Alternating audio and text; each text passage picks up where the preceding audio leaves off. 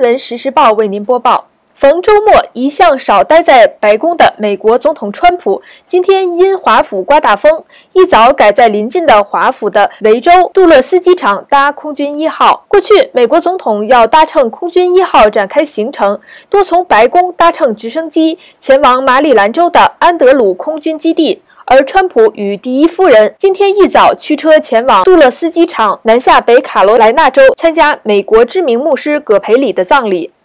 随后前往白宫位于佛州的海湖俱乐部，将在当地与支持者度周末。白宫发言人桑德斯一早证实，川普罕见地从杜勒斯机场起飞，是受到华府地区今天的大风天气影响。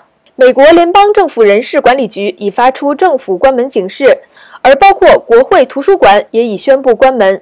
一些政府机场原定举办的活动则改期或取消。大风吹让美国联邦政府公务员拥有多一天假期，不过气象机构警告，大华府地区的民众若无必要，最好不要出门。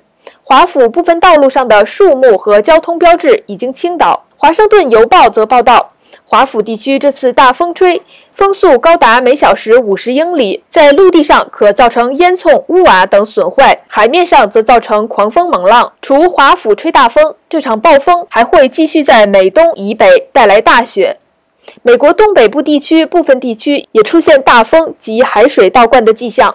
有关报道说，美东现在正遭逢的暴风气候可能是史上最具破坏性的一次。以上是柳晨为您播报的新闻时事报，感谢收看。